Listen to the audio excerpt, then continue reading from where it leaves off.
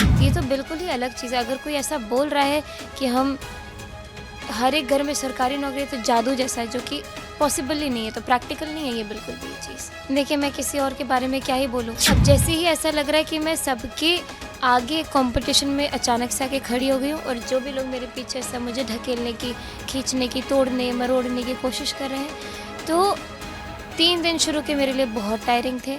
अच्छा लगता है, बहुत एफ़र्ट्स डाल रहे हैं, आगे भी डालते रहे, क्योंकि दिन भर की थकान और बहुत सारा कैंपेनिंग के बाद एंटरटेनमेंट के लिए मेरे पास वही बचता है।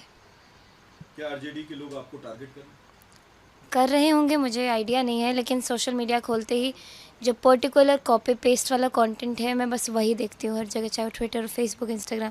तो दैट शोज़ कि वो पीआर नेगेटिव स्टंट है जो मेरे खिलाफ कर रहा है। वो स्थिति मैंने बहुत लोगों से सुना है, मैंने महसूस नहीं किया है।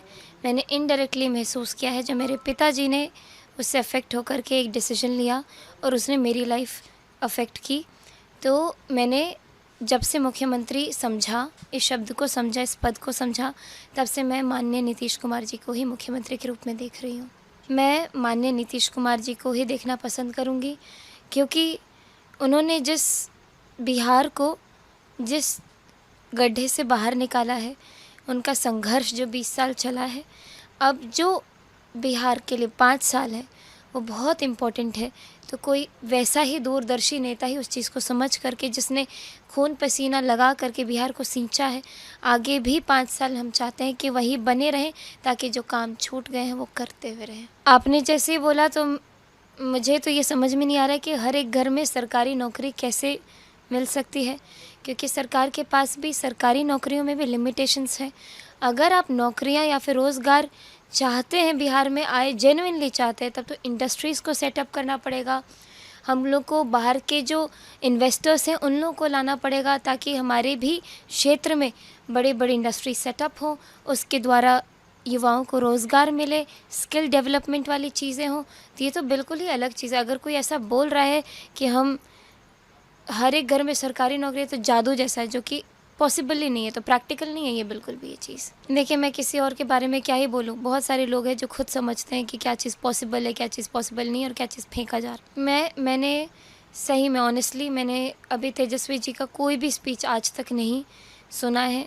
जितना न्यूज़ में इधर-उधर देखती हूँ, लेकिन इस बारे में मुझे जानकारी नहीं है। मैं उनका धन्यवाद कहना चाहूँगी कि क्योंकि अभी के समय में जो पिछले 10 दिन से मैं जिस चीज़ से गो थ्रू हो रही हूँ, उसमें मेरे लिए एक तारीफ़ बहुत ही ज़्यादा नीडेड था, और जब उनके मुँह से सुन रही हूँ तारीफ़, उनके थ्रू जो मुझे पॉजिटिविटी मिली है, उसके लिए मैं उनको थैंक यू बोलना चाहूँगी। मैं शुरू के 3 दिन बहुत परेशान थी। मैं यहाँ तक परेशान थी कि मैं सोच रही थी कि मैं अब गिव अप कर दूँ, मैं बोल दूँ कि मुझसे नहीं होगा, क्योंकि अभी तक जब मैं जिस क्षेत्र में अपना करियर, आप लोग जिस चीज़ से मुझे जानते हैं, वहाँ पे सिर्फ़ एक तरफ से लोग आपको प्रोत्साहित करते हैं, सिर्फ़ फ़रमाइश करते गीतों के, भजनों के, मतलब सिर्फ़ पॉज़िटिव चीज़ें हैं।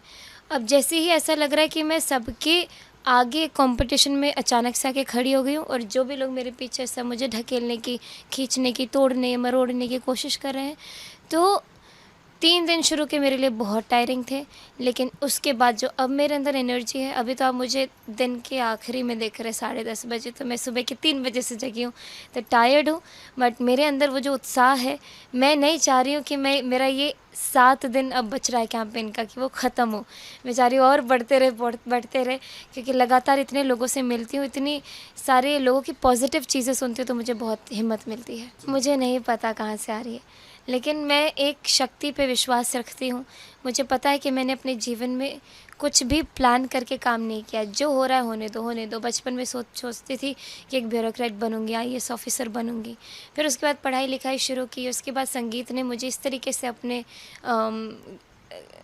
अंदर समाहित किया कि पूरी तरीके से संगीत में चली गई। अब एकदम से राजनीति ने अपने द्वार मेरे लिए खोले हैं, तो ऐसा लग रहा है कि भगवान मेरे लिए रास्ता बना रहे हैं। मुझे कभी हिम्मत नहीं हारनी है, लड़ाई लड़ते रहना है, लड़ते रहना।